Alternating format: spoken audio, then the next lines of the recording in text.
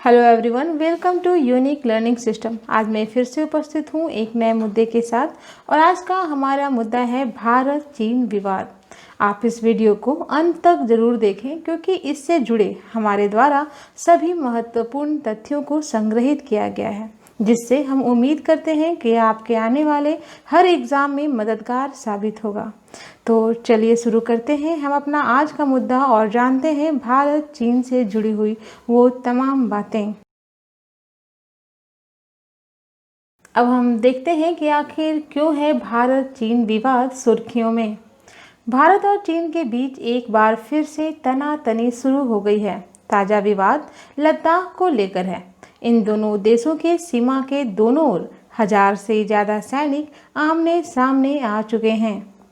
यहाँ पर पैंगोंग झील, गलवान घाटी और फिंगर 4 में विवाद है। इन विवादों को देखते हुए भारतीय प्रधानमंत्री माननीय नरेंद्र मोदी ने मिरर डिप्लॉयमेंट रणनीति अपनाने की बात कही है। लद्दाख में line of actual control LAC पर यह विवाद बना हुआ है। अब हम जरा जान लें उन कारणों को कि आखिर यह विवाद गहराया कैसे। लद्दाख के कई जगहों पर भारत और चीन की सेनाएं आमने सामने आ गई हैं। पूर्वी लद्दाख में 250 चीनी सैनिक और भारतीय जवान आपस में भिड़ गए। दोनों तरफ से लगभग 100 जवान घायल हुए। उत्तरी सिक्किम में फिर से यह दोबारा दोनों देशों के सैनिक आपस में भिड़ गए।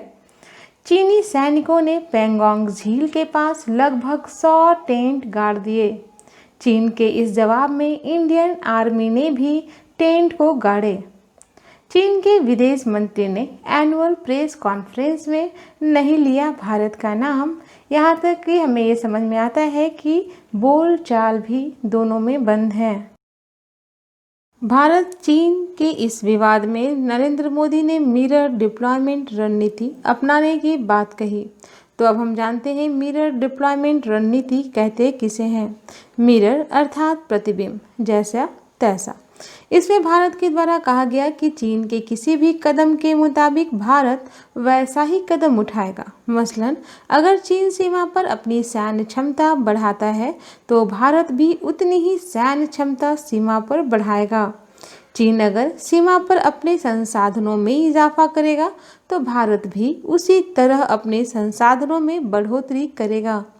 चीन ने पैंगोंग झील में अपनी गश्ती नावों की संख्या बढ़ा दी है और गलवान घाटी पर भी चीन के हेलीकॉप्टरों को उड़ते हुए देखा गया। भारत भी एहतियात के तौर पर बटालियन की इकाइयां लद्दाख में भेज रहा है। अब हम देखते हैं गलवान घाटी और पैंगोंग झील। लद्दाखी भाषा में पैंगोंग का अर्थ होता है समीपता। खारे पानी की यह झील सर्दियों में जम जाती है। यह आइस स्केटिंग और पोलो के लिए एक उत्तम स्थान है।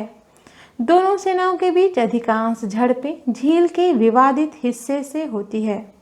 इस झील का उत्तरी किनारा हथेली नुमा आकार लिए है। इस झील की हथेली नुमा आकार की 8 संरचनाएं हैं, जिसे सेना फिंगर के नाम से जानती हैं।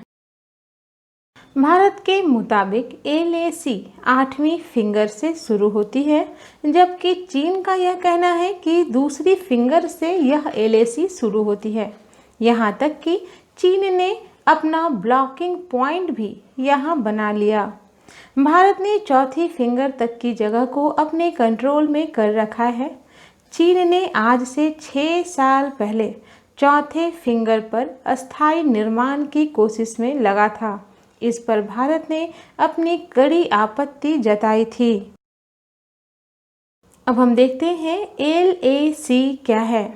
LAC line of actual control अर्थात वास्तविक नियंत्रण रेखा।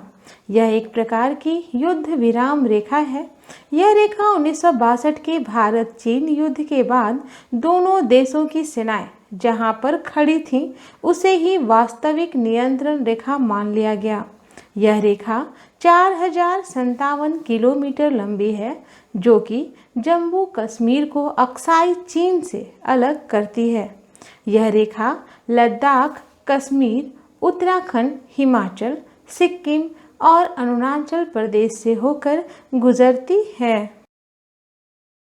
आज से लगभग 3 साल पहले भारत चीन के बीच डोकलाम विवाद गहराया था। अब हम जानते हैं डोकलाम विवाद के बारे में। 2017 में डोकलाम विवाद एक सड़क निर्माण को लेकर भारतीय सशस्त्र बलों और चीन की पीपुल्स लिबरेशन आर्मी के बीच जारी सैन्य सीमा गतिरोध को संदर्भित करता है। 16 जून 2017 को इस गतिरोध की शुरुआत हुई, जब करीब 270 से 300 भारतीय सैनिक 2 बुलडोजर्स के साथ भारत चीन सीमा पर सड़क बनाने से रोक दिया गया।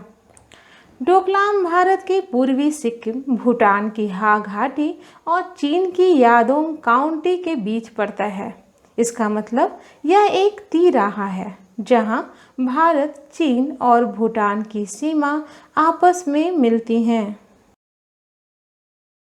अब हम जानते हैं कि इस भारत चीन विवाद में ऑपरेशन मेघदूत को फिर से याद किया गया। तो जानते हैं ऑपरेशन मेघदूत क्या था।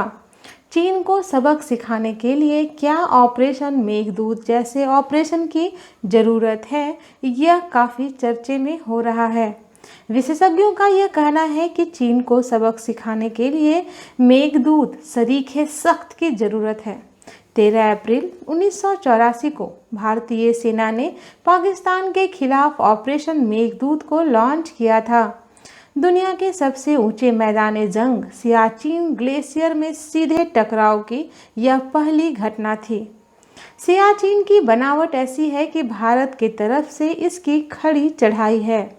इसमें हमारे जवान सिर्फ पाकिस्तान के साथ ही युद्ध नहीं लड़ रहे थे, बल्कि हड्डियों को जमा देने वाली ठंड तथा खड़ी चढ़ाई से भी वो जंग लड़ रहे थे। ऑपरेशन मेघदूत के द्वारा भारत ने सामरिक रणनीतिक जीत की नींव रखी।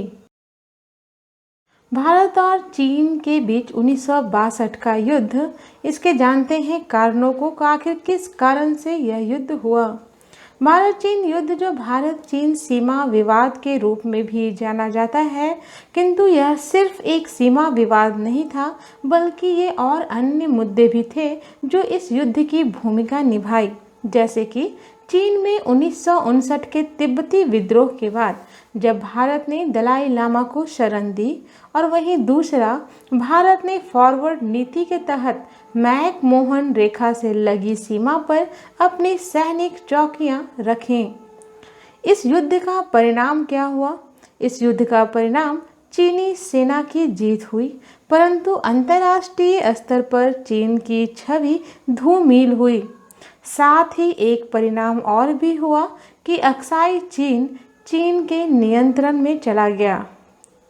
इस युद्ध के समय भारत के प्रधानमंत्री पंडित जवाहरलाल नेहरू थे, अमेरिका के राष्ट्रपति जॉन कैनेडी थे और चीन के राष्ट्रपति लियू शाओची थे। अब हम देखते हैं निष्कर्ष। चीन का सीमा पर आक्रामक रुख अपनाया जाता रहा है। चीन अपनी हरकतों से कभी बाज नहीं आया।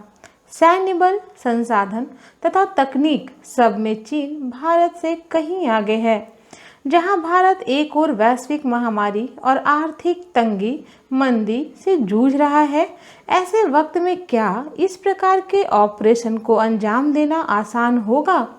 फिलहाल इस प्रकार के हालात बन रहे हैं कि चीन के मंसूबे साफ नहीं दिख रहे, लेकिन ऐसे नाजुक दौर पर भारत को कोई भी कदम बहुत सोच समझकर उठाने की ज़रूरत है। इस पूरे वीडियो से जुड़ा हुआ हमारा आज का सवाल है, किस झील पर भारत और चीन का विवाद चल रहा है? ए. तोशो मोरिरी, बी. पेंगोंग, सी. किंगसो और डी. मिरपालसो। दूसरा, LAC का फुल फॉर्म क्या होता है? Ladakh airlines corporation, B. Long arm cast, C. Line of actual control और डी. Live action cockpit. आप अपना जवाब हमें कमेंट बॉक्स में ज़रूर दें। हम उम्मीद करते हैं आपको हमारा ये वीडियो ज़रूर अच्छा लगा होगा। यदि आपको ये वीडियो अच्छा लगे तो प्लीज़ इसे लाइक, शेयर और सब्सक्राइब ज़रूर करें। लाइक करने में कोई पैसा नहीं लगता, ये बिल्कुल फ्री है, लेकिन आपका एक लाइक हमारे मोटिवेशन के लिए काफ़ी होता है। इसलिए प्लीज़ इसे लाइक ज़रूर करें और नए अपडेट्स के लिए बेल आइकन प्रेस करना ना भूलें।